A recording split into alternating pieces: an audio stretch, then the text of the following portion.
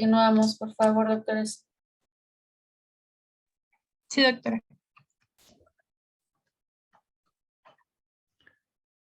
Sí. Bueno, pues ahora vamos a continuar con cefalea tensional. Esta, pues, va a ser el subtipo de cefalea más prevalente en niños, adultos y ancianos en todo el mundo.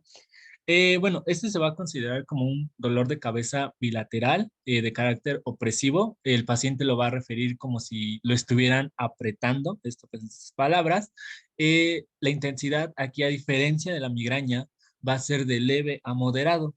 Este va a tener diferentes localizaciones. El dolor va a ser, bueno, se puede presentar en regiones frontales, parietales, temporales o occipitales, como se puede ver pues en esta imagen, dando así, pues digamos que como si fuera un cinturón, más o menos, podemos decirlo de esa forma. Y bueno, estos tipos de cefaleas, este dolor puede estar acompañado de fotofobia o fonofobia. Sin embargo, igual diferencia de la migraña, solo va a ser uno de los dos, o sea, aquí no van a ser ambos. También, bueno, aquí el paciente puede referir este dolor como casco, por lo mismo de pues, las diferentes regiones en las que se puede presentar, y se presenta generalmente por la tarde. Esto, pues, después de un día donde el paciente generó mucho, pues, mucho estrés. Bueno, pasando con su fisiopatología, bueno, esta cefalea, o se dice que a pesar de que se le da el término de tensional, se le había relacionado con lo que es la tensión emocional. Sin embargo, pues esta asociación pues no es cierta, ¿no?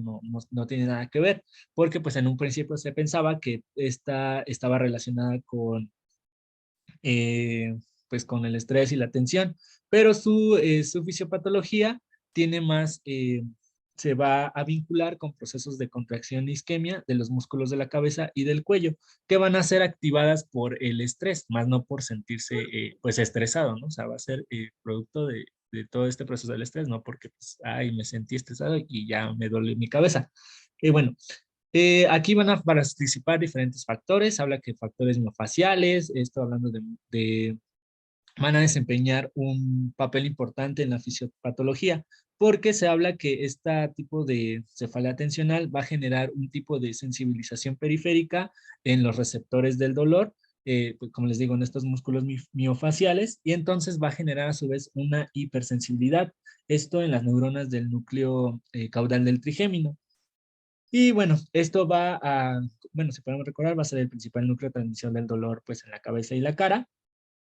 Y pues así, de este modo, pues digamos que el paciente va a responder a estímulos que pues normalmente no son dolorosos, él los va a percibir pues como si realmente lo fueran, ¿no? Con el paso del tiempo, si esto sigue así, pues puede llevar a que el paciente desarrolle pues una cefalea tensional, pero ahora de manera crónica. Y bueno, la imagen nada más nos habla que, pues, igual individuos susceptibles sometidos a estrés crónico, esto va a provocar elevaciones persistentes en glutamato. Esto va a generar estimulación de los receptores de N-metil de aspartato y esto a su vez va a, pues, activar el factor nuclear kappa beta. Bueno, todo esto que va a generar altos niveles de óxido nítrico, van a causar vasodilatación de las estructuras intracraneales y esto a su vez va a generar pues que estas estructuras pues generen dolor, ¿no? Principalmente en estructuras como la dura madre. Y pues así el paciente pues va a generarse pues este tipo de cefalea tensional. Bueno, también tenemos criterios diagnósticos. Como recordaron las tablitas, van a ser un poco similares a las tablas que ya nos mencionó nuestra compañera, porque vamos a tener de primera instancia las características clínicas. Eh, bueno, antes de esto, pues tenemos cefalea tensional episódica. Aquí se habla que el dolor de cabeza tiene una duración de entre 30 minutos a 7 días. También tenemos la episódica infrecuente. Esta van a ocurrir dolores de cabeza entre 1 al día y menos de 1 al mes. Y nos va a dar un promedio de 12 días al año. La episódica frecuente van a ocurrir cefaleas entre 1 y 14 días, ¿no? O sea, puede estar, aquí ya pues va de más de un día. Y en promedio durante más de 3 meses, dándonos ya al año, digamos que entre 12 y 180 días que el paciente pues tuvo cefalea. Hablando de las crónicas, estas ya duran horas, días, o pues ya el dolor es continuo. Aquí van a estar presentes o va a tener una cefalea 15 días o más durante más de 3 meses, dando un promedio de 180 días al año. Como les digo, aquí va a haber criterios diagnósticos, como, como estaban en las tablas anteriores, va a estar el criterio A. El criterio A, hablando que si es una episódica frecuente, pues nos va a hablar de esto, ¿no? De si, cada cuánto ocurren, pues este tipo. Perdón, ¿quién más ¿Vale? tiene abierto su micrófono? Creo que la doctora decide, ¿no? Ah, Gracias, doctora. sí, disculpe. Ah, bueno, como les estaba diciendo, ¿no? El criterio A aquí va a ser esto que ya les hablé, ¿no? Si es episódico infrecuente, frecuente, pero esto debe estar acompañado de de las siguientes características clínicas, ¿no? Igual debe de cumplir el B, el C y el D, que debe ser una cefalea con duración de 30 minutos a días, al menos dos de las siguientes, que van a ser su localización bilateral, la calidad opresiva o tensiva, intensidad leve o moderada y que no empeora. Ah, otro dato que es importante recalcar es que esta no va a empeorar con la actividad física habitual del paciente, como era con la migraña, que pues con el esfuerzo esta se iba a intensificar o se iba a desencadenar.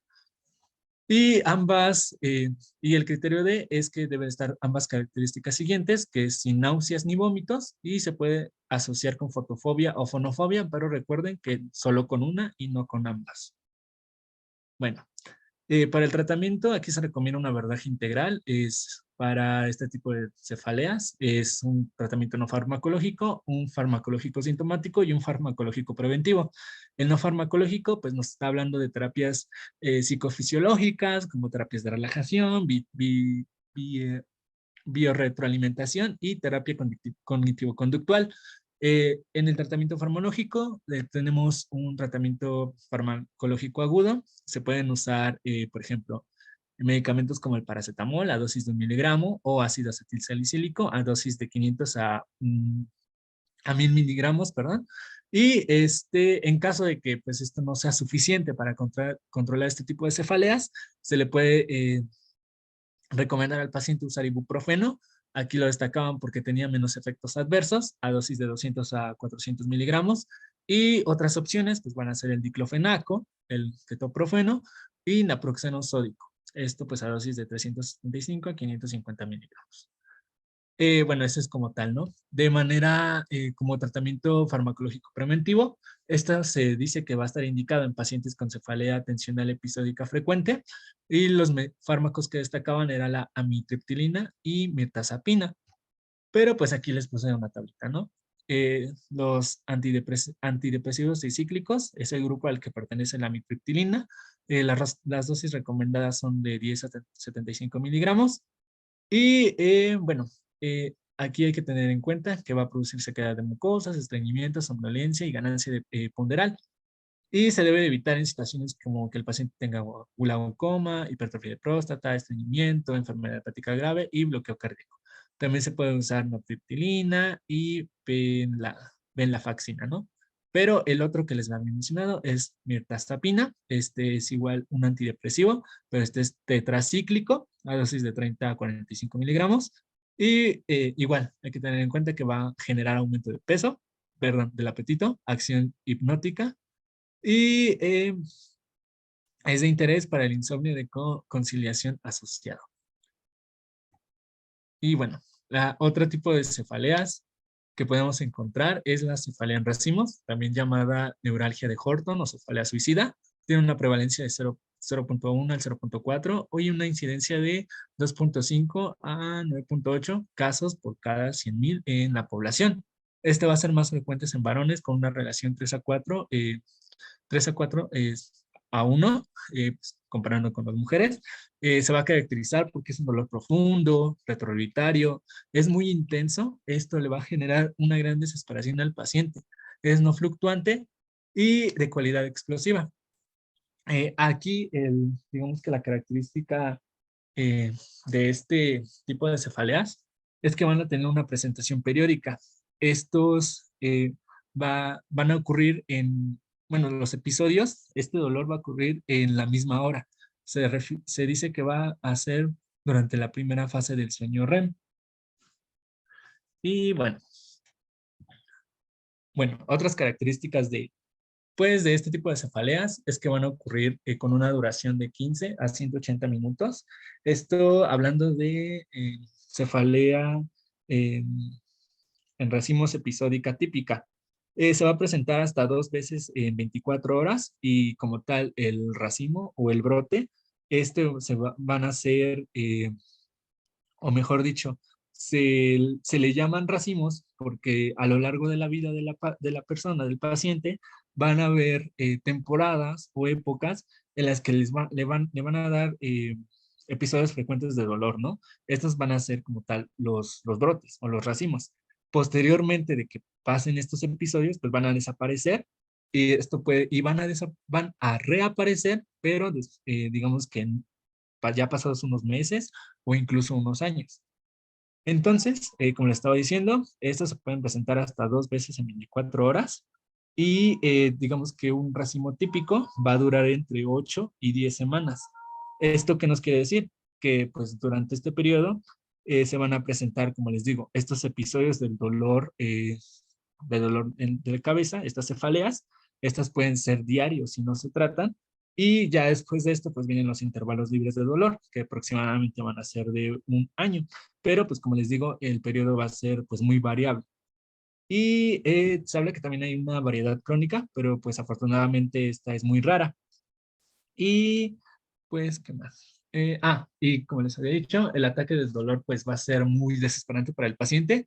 Él va a sentirse muy inquieto, va a caminar, se va a levantar, va a hacer muchas cosas y lo que pues aquí mencionaba era que se pueden tomar la cabeza, ¿no? Debido pues a esta pues desesperación, este dolor que están sintiendo. Y bueno, también las cefaleas en racimo pueden causar dolor alrededor del ojo. Esta es una zona, digamos que característica de este tipo de cefaleas y pueden causar lagrimeo y congestión del mismo, acompañándose pues obviamente del dolor. Bueno, aquí una vez hablado de esto, pues pasamos al cuadro clínico. Estas se pueden asociar a síntomas parasimpáticos autónomos y psilaterales. Pueden ser inyección conjuntival o lagrimeo, congestión nasal, edema palpebral, sudoración frontal, miosis y optosis y sensación de intranquilidad y agitación. Pero pues este cuadro clínico va a formar a su vez parte de los criterios diagnósticos para la cefalea de racimos. De igual manera, el primer criterio es el A. Se deben de cumplir al menos 5 crisis y estas 5 crisis deben de cumplir los criterios del B a la D. Pues los C ya no los voy a mencionar, pues ya son como tal la sintomatología asociada, pero el B nos habla que es un dolor intenso o muy intenso, es estrictamente unilateral, como se puede ver en esta imagen, es orbitario y también puede ser supraorbitario y algunas veces puede ser temporal. Va a durar de 15 a 80 minutos, 180 minutos. Esto si no se tiene tratamiento. Igual, la frecuencia de las crisis va a oscilar entre cada 2 días y entre cada 2 días y 8 al día.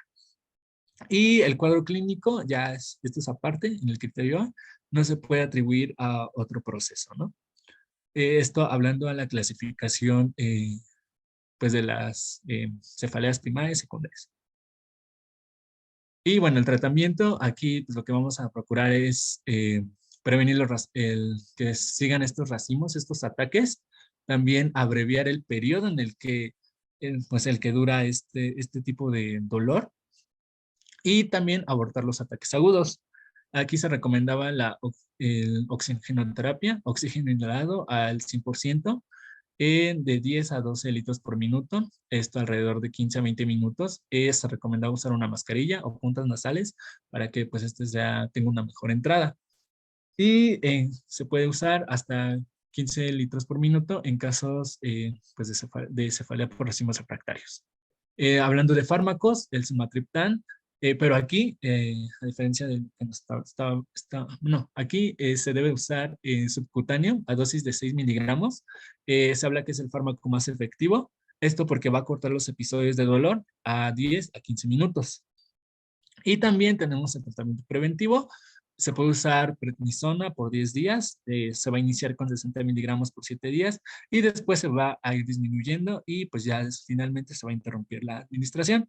Esta tabla pues igual nos habla, ¿no?, de otros medicamentos que se pueden usar: ergotamina, lidocaína en el tratamiento abortivo y pues en el tratamiento preventivo, si hablamos de su forma episódica o su forma crónica, se puede usar verapamilo, ergotamina, litio, maleato y bueno, entre otros.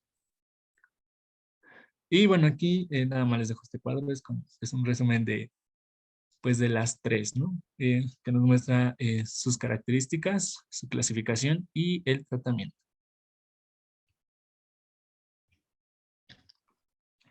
Bien, bueno, mi compañero les habló de algunas de las cefaleas primarias y esta que tenemos aquí de la que les voy a hablar es un ejemplo o está dentro de la clasificación de cefaleas secundarias porque pues se atribuye a una normalidad estructural y es la cefalea de arteritis, también se le conoce como de la arteritis de la temporal o cefalea de células gigantes. Este tipo de cefalea es causada por y sintomática de una inflamación de las arterias cervicales, craneales y cerebrales. Perdón. Esta, esta enfermedad de la arteritis de la temporal puede tener como único síntoma la cefalea y por eso es como la importancia de estudiarla y saber de qué se trata. La que sigue, por favor.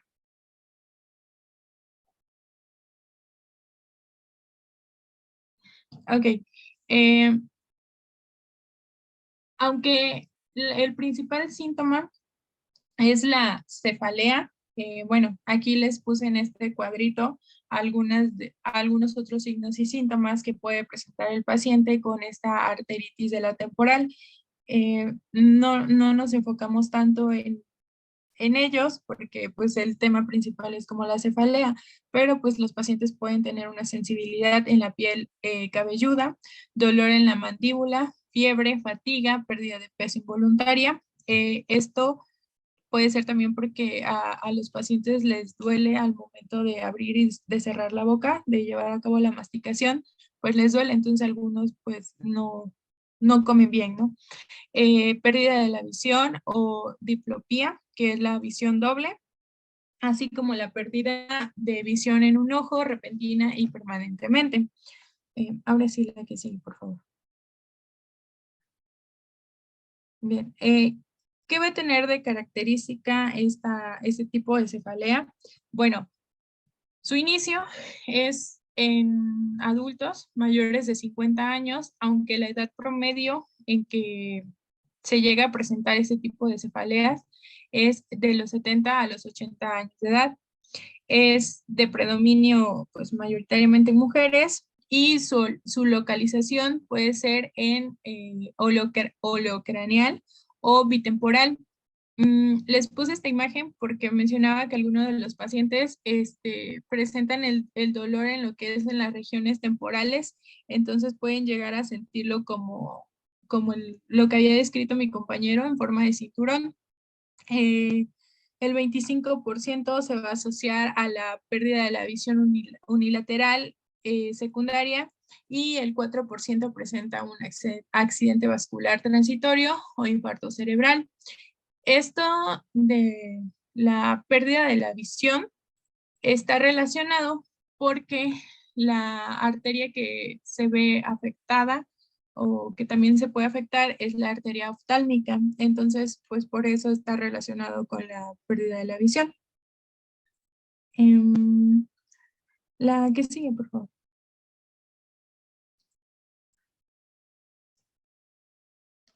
Ahora, los criterios diagnósticos para ese tipo de cefalea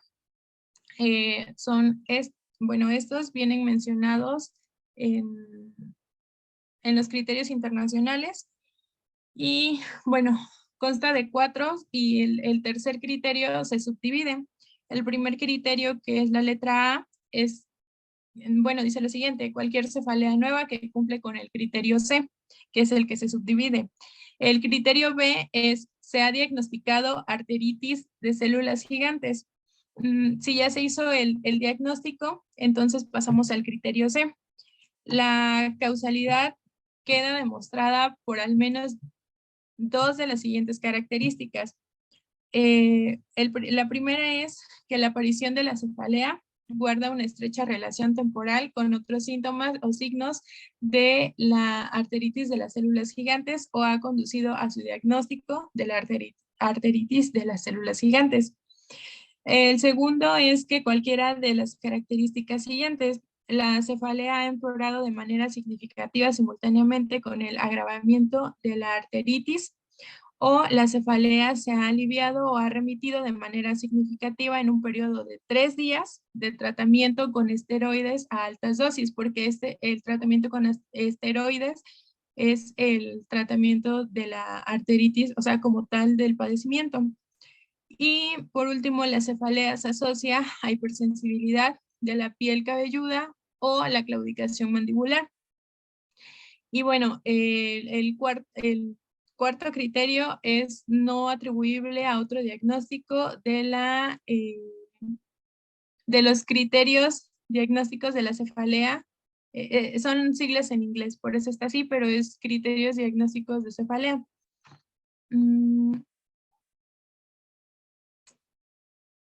Ok, también aquí en estos criterios diagnósticos, en esto que nos mencionaba del criterio B, de que si se ha diagnosticado arteritis de las células gigantes, se puede hacer un diagnóstico histológico para ver si las células están afectadas. Pero aunque sí es un diagnóstico que nos puede, o sea, que es certero, no se prefiere o casi no se realiza porque no se puede como ubicar bien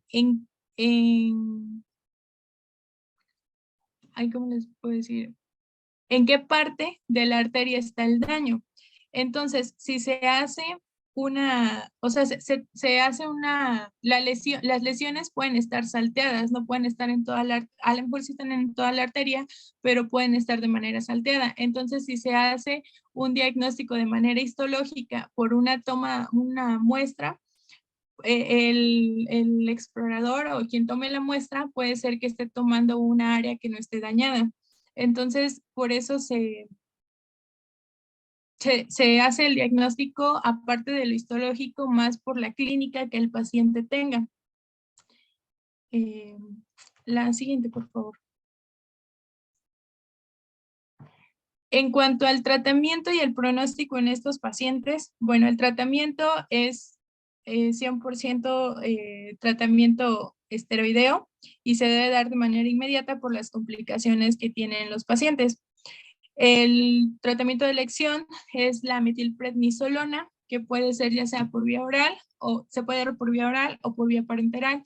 Por vía oral se da una dosis de 4 a 16 miligramos en 24 horas y por vía parenteral se da una dosis de 40 a 500 miligramos por 24 horas. Como ya les había mencionado, el pronóstico en estos pacientes, el mayor riesgo que tienen pues es la ceguera debido a una neuropatía isquémica anterior. Y bueno, aquí un dato importante que encontré es que el intervalo de tiempo entre la pérdida de visión de un ojo y el otro, si no se trata, es menor a 1 semana. Y pues bueno, los pacientes con arteritis también están pues en riesgo de sufrir una isquemia cerebral o demencia.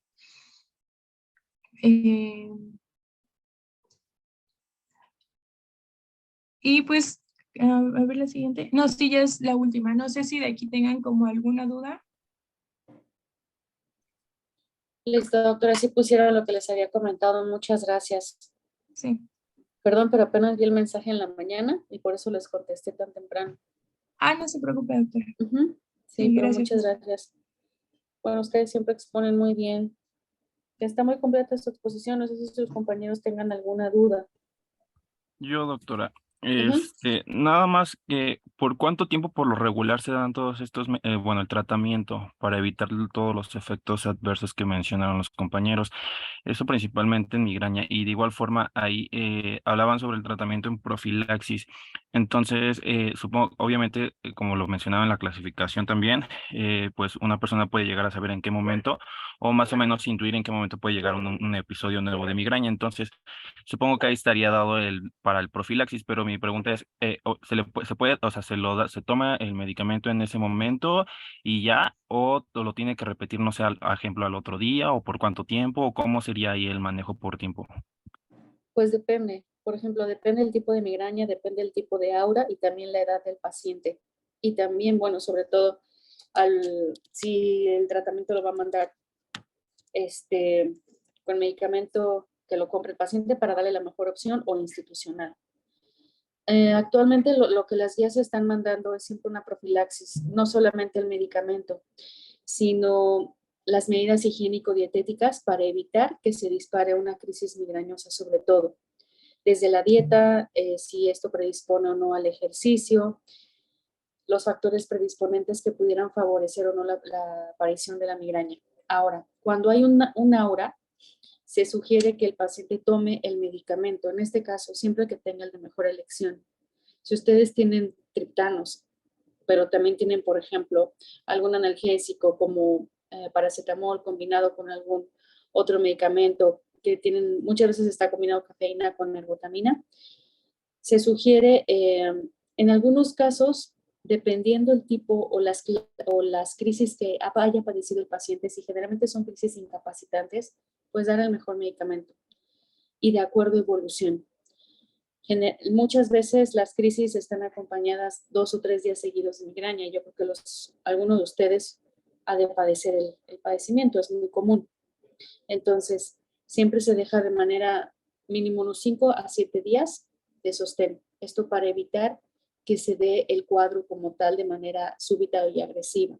Si en esos 5 o 7 días no lo tuvo, se suspende el medicamento.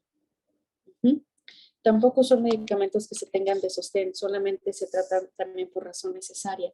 Es decir, cuando tiene el cuadro clínico el paciente o lo va a tener, esto sí tiene aura. Si no tiene aura y está en el evento migrañoso, se da el tratamiento médico.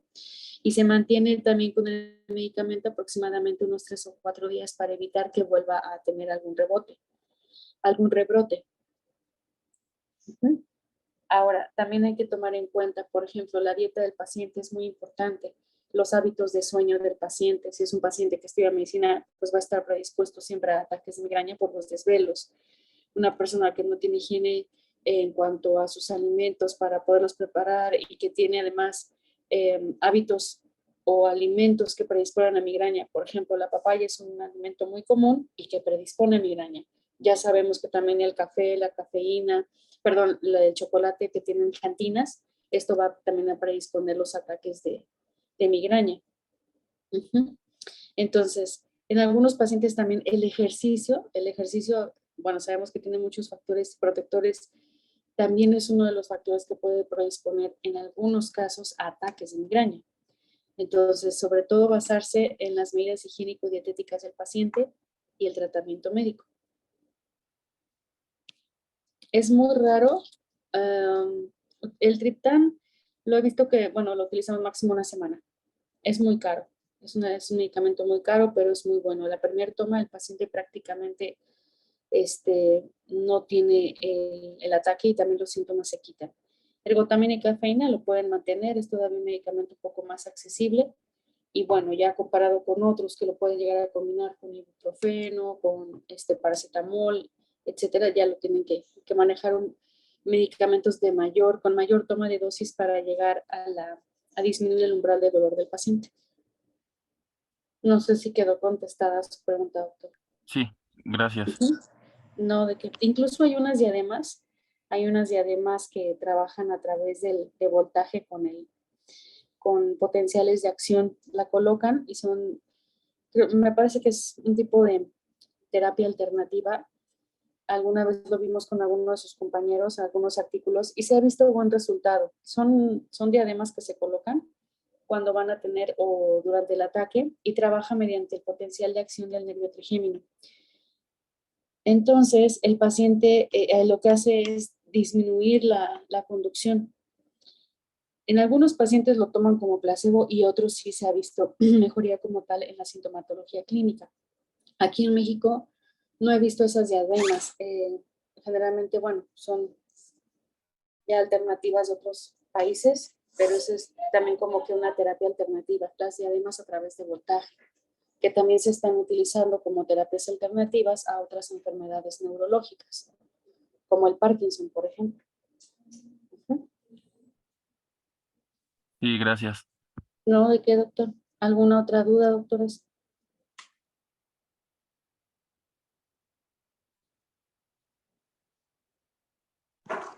Creo que no, doctora. ¿No? Bueno. Mañana no voy a darles clase. Tengo un evento a esa hora, entonces nos veríamos el viernes para yo darles migraña vestibular y si podemos terminar el tema de parálisis facial, lo terminamos. El martes veríamos infecciones neurológicas y el miércoles veríamos tumores. El 24 y el 25 no habría clase, tengo que salir y los vería el 28. Si me falta algún tema, me dicen, ¿eh? El 28 tentativamente serían las manifestaciones neurológicas por COVID y el 29 malformaciones arteriovenosas. No sé si me faltó alguno.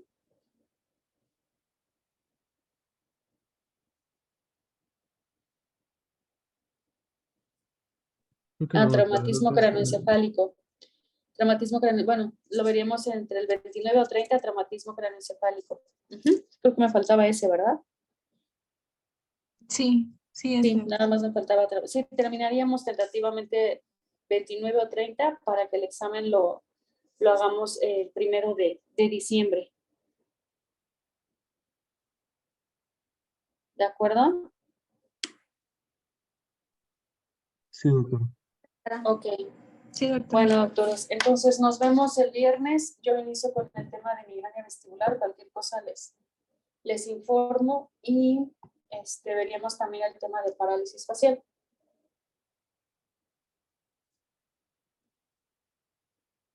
Sí, doctora. Ok, entonces nos vemos el viernes a las 12.